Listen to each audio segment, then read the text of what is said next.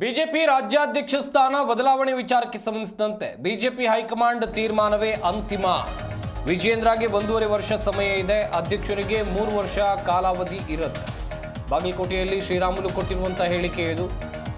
ರಾಷ್ಟ್ರೀಯ ನಾಯಕರು ತೀರ್ಮಾನವನ್ನು ತೆಗೆದುಕೊಳ್ತಾರೆ, ಪಕ್ಷದ ನಿಯಮಗಳನ್ನು ಎಲ್ಲರೂ ಕೂಡ ಪಾಲಿಸಬೇಕು ಅಂತೇಳಿ ಇದೇ ವೇಳೆ ಶ್ರೀರಾಮುಲು ಹೇಳಿಕೆಯನ್ನು ಕೊಟ್ಟರು.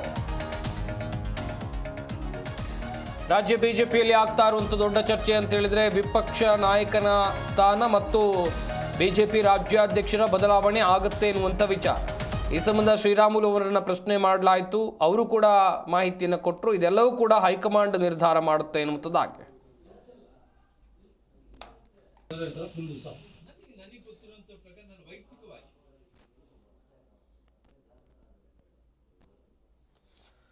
ವಿಪಕ್ಷ ನಾಯಕ ಆರ್ ಅಶೋಕ್ ಬದಲಾವಣೆ ವಿಚಾರಕ್ಕೆ ಸಂಬಂಧಿಸಿದಂತೆ ಶ್ರೀರಾಮುಲು ಮಾತನಾಡಿದ್ರು. ಸರ್ಕಾರದ ವಿರುದ್ಧ ಅಶೋಕ್ ಅವರು ಸಕ್ರಿಯವಾಗಿ ಚಾಟಿ ಬೀಸ್ತಾ ಇದ್ದಾರೆ, ಅವರ ಶಕ್ತಿ ಮೀರಿ ಕೆಲಸವನ್ನ ಮಾಡ್ತಾ ಇದ್ದಾರೆ. ನಾವು ವಿರೋಧ ಪಕ್ಷದ ನಾಯಕರಿಗೆ ರಾಜ್ಯದ ಜನರು ಯಾವ ರೀತಿ ನೋಡ್ಕೊಳ್ತಿದ್ದಾರೆ ಅಂತ ನೋಡಿ. ಈ ಸರ್ಕಾರಿ ಅಧಿಕಾರಿಗಳು ವಿರೋಧ ಪಕ್ಷದ ನಾಯಕರ ಬಗ್ಗೆ ಗೌರವ ಇಲ್ಲ. ಈ ಸರ್ಕಾರದ ನೌಕರರು IAS ಆಫೀಸರ್ ಆಗಿರ್ಬೋದು, IPS ಆಫೀಸರ್ ಆಗಿರ್ಬೋದು, ಇವರನ್ನ ಬೂಟುಗಾಲಲ್ಲಿ ಒದಿತಾ ಇದ್ದಾರೆ ಎನ್ನುವುದಾಗಿ ಹೇಳಿಕೆಯನ್ನು ಕೊಟ್ಟಿದ್ದಾರೆ.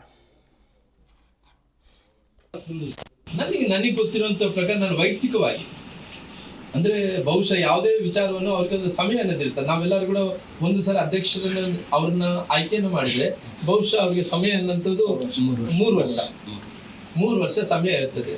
3 ವರ್ಷ ಆದ್ಮೇಲೆ ಬೇರೆಯವ್ರಿಗೆ ಅವಕಾಶ ಮಾಡಿಕೊಡ್ತಾರೆ, ಇಲ್ಲ ಅನ್ನಕ್ ಹೋಗಲ್ಲ. ಯಾಕಂದ್ರೆ ಪಾರ್ಟಿ ಅಂದ್ಮೇಲೆ ಕೆಲವೊಂದು ನಿಯಮಗಳು ಇರ್ತಾವ, ನಿಯಮಗಳು ಮೀರಿ ಯಾರು ಹೋಗಕ್ಕಾಗಲ್ಲ. ಅದಕ್ಕೋಸ್ಕರವಾಗಿ ಮಧ್ಯಂತರದಲ್ಲಿ ಯಾರನ್ನು ಕೂಡ ಬಹುಶಃ ನಾನು ಇಷ್ಟು ವರ್ಷಗಳು ರಾಜಕಾರಣದಲ್ಲಿ ಯಾವುದೇ ಅಧ್ಯಕ್ಷರು ಮಾಡಿದಾರೆ ಮಧ್ಯದಲ್ಲಿ ಇಳಿಸಿದಾರೆ ಅನ್ನೋದು ಕೂಡ ಯಾವ್ದು ಉದಾಹರಣೆ ನಮಗೆ ಕಾಣ್ತಾ ಇಲ್ಲ. ನಮ್ಮೆಲ್ಲರ ಅಭಿಪ್ರಾಯ ಸ್ಥಳೀಯ ಏನಂದ್ರೆ ಸರ್ಕಾರ ನಮ್ಮ ಪಾರ್ಟಿಯ ನಿಯಮಗಳು ಏನಿರ್ತಾವೆ, ನಿಯಮಗಳ ಅನುಸಾರವಾಗಿ ಎಲ್ಲರಿಗೂ ನಡಿಬೇಕು.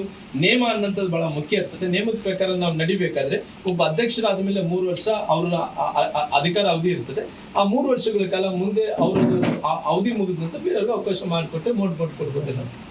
ನನಗೆ ಇರುವಂತ ಮಾಹಿತಿ ಪ್ರಕಾರ ಆ ರೀತಿ ಬದಲಾವಣೆಗಳು ಆಗ್ತಾವ ಅನ್ನೋಂಥದ್ದು ಕೂಡ ಯಾವುದೇ ರೀತಿಯಲ್ಲಿ ಕೂಡ ಮಾಹಿತಿ ಇಲ್ಲ.